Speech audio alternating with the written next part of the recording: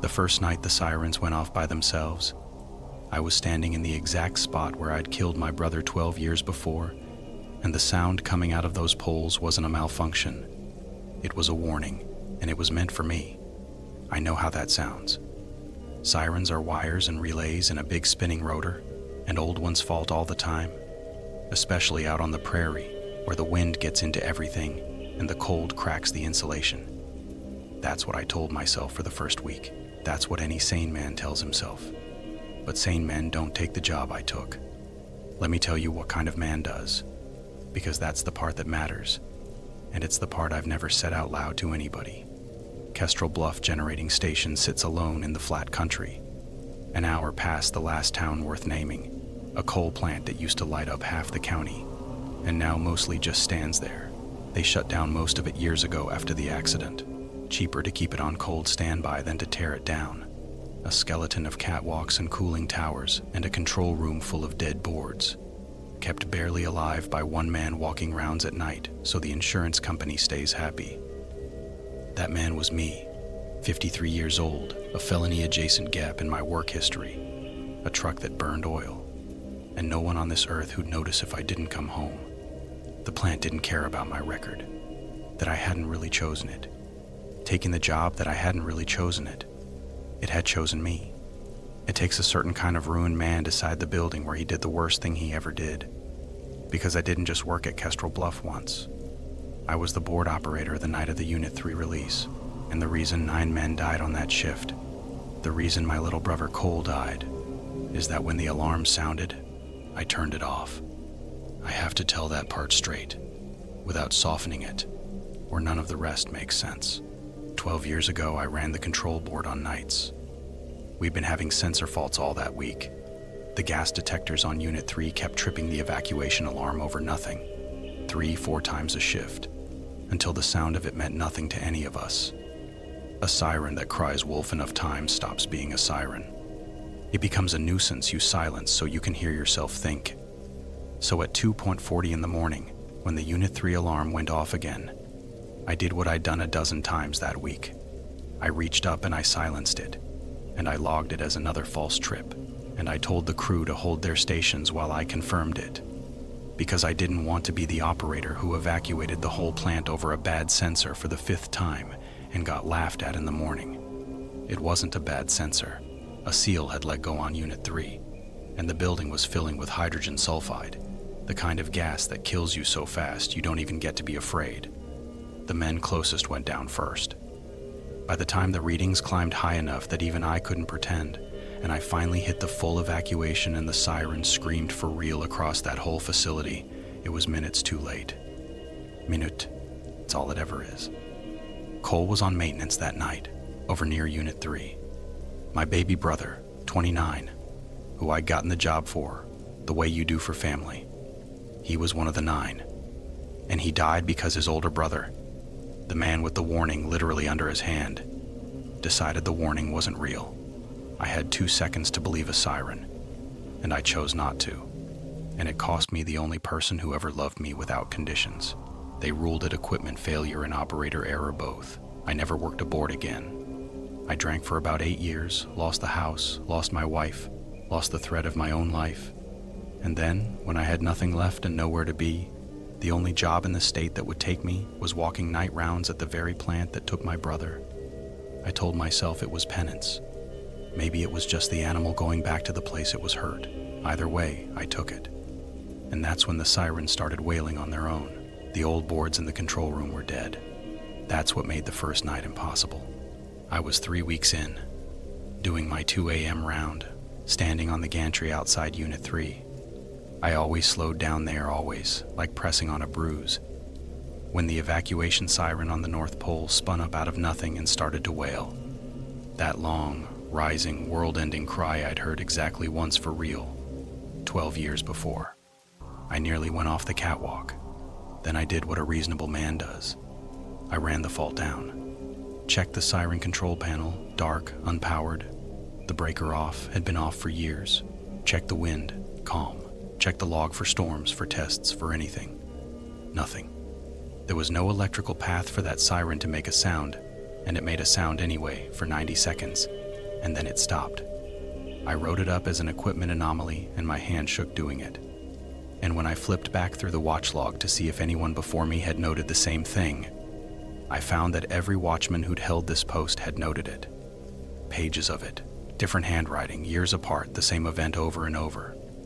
And clipped inside the back cover was a typed sheet, yellowed, that somebody had made a long time ago, titled, simply, "When the Sirens Sound." It was a list of rules.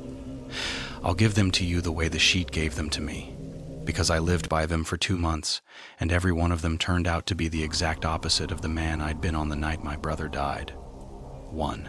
When a siren sounds, log the time and the pattern. You never silence it. You never call it a fault. You treat every warning as real. Every single one. 2. 3 short blasts is a muster. The night shift is changing over. Stay in the shack, kill your lights, and do not go to the window. Let them go to their stations. 3. 1 long wail is an evacuation. Get to the concrete shelter under the old control room and stay there until it stops. Don't look at who else is going in. 4. If the plant PA calls your name, do not answer it. It's reading the old roster. Your name isn't on it yet. 5. Do not go into Unit 3.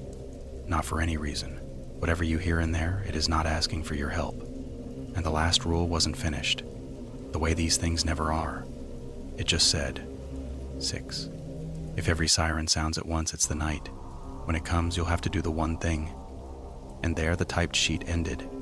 And underneath in ballpoint, in a hand pressed so hard it tore the paper, somebody had added, "You couldn't do before." I read that last line about 40 times. Because whoever wrote it was writing to me. Not to a watchman, to me. To the specific man I was. I understand now that every man who ever held this post read that same line, and it meant something specific and terrible to every one of them, and that Kestrel Bluff never once hired anybody who didn't have a silenced alarm somewhere in his past. The plant doesn't want a watchman. It wants a man with a debt.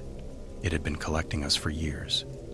For those 2 months I followed the rules, and the plant let me learn them slow, the way you'd teach a spooked animal. The 3 short blasts came most nights, always at 2:40. The exact minute. I'd silenced the alarm 12 years before. Muster, shift change. I'd kill my lights and sit in the dark of the shack and not go to the window, and I'd hear them out there anyway. Boots on the gantry, the old sounds of a plant coming alive, a shift of men walking to stations at a facility that had generated nothing in over a decade. Some nights I heard voices. Once I heard a man laugh, easy and warm, and I put my face in my hands because it sounded like coal. And Rule 2 says don't go to the window. And I didn't. And I hated myself for obeying. And I obeyed. The long wail came less often. When it did, I went to the shelter like Rule 3 said, down in that cold concrete room, and I sat with my eyes shut so I wouldn't see who else came down the stairs. And I felt the room fill up around me with men who weren't there. Cold coming off them. The smell of the gas that killed them faint in the air. And I stayed until the wail stopped, and the room emptied and I was alone again. The PA called my name twice. Both times I bit down and didn't answer, and Rule 4 held. My name wasn't on the roster yet. Yet. That word sat in my chest like a stone. I never went near Unit 3 off my rounds, and on my rounds I went fast. Because on the worst nights, from inside Unit 3, I could hear a man calling. Not screaming. Just calling, patient. The way you call for someone you're sure will come. Calling my name, and I knew that voice. Rule 5 is the hardest rule on that sheet, and I know exactly why the man before me pressed his pen through the paper writing about it. Because there is nothing in this world harder than standing outside a door. Your dead brother is calling you through, and not going in. I didn't go in, not because I was strong. Because I finally, 12 years too late, believed a warning when I read one. And then came the anniversary, and every siren at Kestrel Bluff sounded at once. It started at 2:39 in the morning, 1 minute before the muster, which had never happened. Every pole, every horn, the whole dead system screaming together, a wall of sound that shook the glass in the shack and dropped me to my knees with my hands over my ears. The night, Rule 6, the one the sheet couldn't finish, and through the noise the control room lit up. 12 years dark, and every board in that room came alive at once. The alarms, the gas readouts, the Unit 3 panel flashing red exactly the way it had the night it all happened. The plant was running the accident again, reliving it. And I understood, kneeling on that floor, that this was the thing. This was what the last line meant. The plant had spent 12 years, and God knows how many broken men trying to get one of us to do. This time, the thing we hadn't done the first time. I ran to the board. My board. The Unit 3 evacuation alarm was screaming, and the readouts were climbing. Hydrogen sulfide, just like before. And every instinct I'd carried for 12 years told me the same thing it told me that night. It's a false alarm. It's the sensors. It's the glitch. Silence it. Don't be the fool who evacuates over nothing. Wait for confirmation. Wait. And a voice came over the PA. My own voice, 12 years younger, calm and reasonable and damning, saying, "Hold your stations. It's another bad trip. I'm confirming it. Everybody hold." The plant was offering me the silence button again. It had recreated the exact moment, down to my own voice, and it was daring me, begging me, to do what I did before, because maybe it really was a glitch. Maybe if I evacuated, I'd look like a fool to a plant full of ghosts. Every doubt I'd ever had was in that room with me, telling me the warning wasn't real. I keyed the mic, and this time I said the words I should have said 12 years ago. This is not a drill. Gas release, Unit 3. All personnel evacuate to shelter immediately. Drop what you're holding and go. This is real. Move, now. And I hit the full evacuation. Every siren, on purpose, by my own hand, for real. I don't fully know how to describe what happened next, so I'll just tell you what I saw. The boots came. All through the plant, the sound of men moving. But this time not to their stations, this time out, toward the shelter, fast, the way they should have gone the first time. I stood at the board and I called it, station by station, the way I'd trained my whole career to do, and failed to do the one time it counted. Maintenance clear. Boiler deck clear. Unit 3 crew, get out, I've got you, go. And Unit 3 opened. The door I'd never gone through, that I'd stood outside of 100 nights while my brother called me. It opened, and Cole walked out. Not the way I'd been imagining him, gray and drowned in gas. Just Cole, 29, in his coveralls, alive looking in a way that broke something loose in my chest that had been jammed for 12 years. He looked at me across that catwalk, and the alarm was still screaming, and he had to shout over it. "You called it," he said, not angry, wondering. "You finally called it. I'm sorry. It was all I had." "Cole, I silenced it. I had it right there and I didn't believe it and I killed you. And I have thought about that 2 seconds every day for 12 years.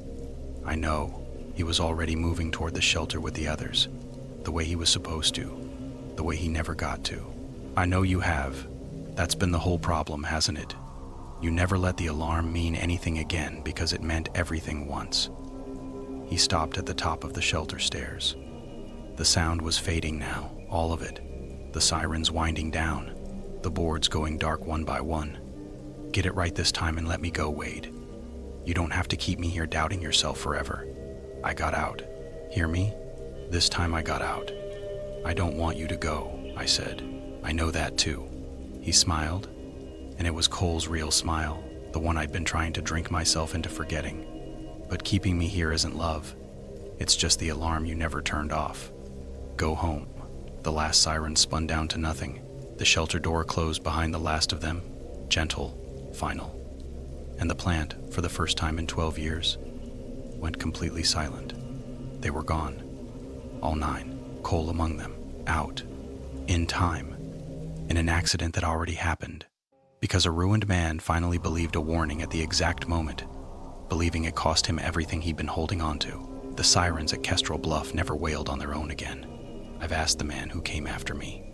That post is just a cold, quiet plant now, and a logbook full of one final entry in my hand, telling whoever's next that the thing the sheet couldn't finish is this: you have to believe the alarm, even when everything in you says it's a lie, even when it costs you the ghost you love. I quit a month later. I'm sober now, going on 2 years. I sleep through some nights. I got my wife's number from an old friend and I actually called it, and we talked for an hour.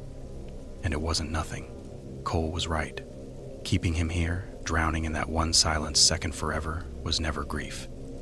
It was just an alarm I'd refused to let mean anything. I finally let it mean everything, and then I let it stop. So the plant fixed me.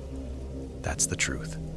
It gave me my brother back for one impossible night so I could do right by him, and it let me set the whole thing down. But nothing gives without taking, and I've come to understand what Kestrel Bluff took, and it's the sting I'll carry the rest of my life. I can never doubt a warning again. Not ever. Not one. A smoke detector chirps in another room and I'm on my feet before I think. A weather alert buzzes my phone and I pull the truck over that second. Every time. No matter how blue the sky. Last week the county tornado siren went off on a clear afternoon. A test, it turned out. Just a test. And I drove into a ditch getting to shelter and sat there shaking in the culvert while the farmers pointed and laughed. And I could not, for the life of me, make myself believe it was nothing, because I know now, in my bones, in a place deeper than reason, exactly what it costs to hear a warning and decide it isn't real. I got my brother out. I'd do it again. But I sat in that ditch alone while a false alarm wailed across an empty sky, and I understood that the plant didn't just forgive me. It made sure I'd spend every day left to me listening, really listening, for the one siren that finally isn't a test. And some nights when the house is quiet, I still hear it. Faint, far off, winding up. I get up and I go to the window every single time.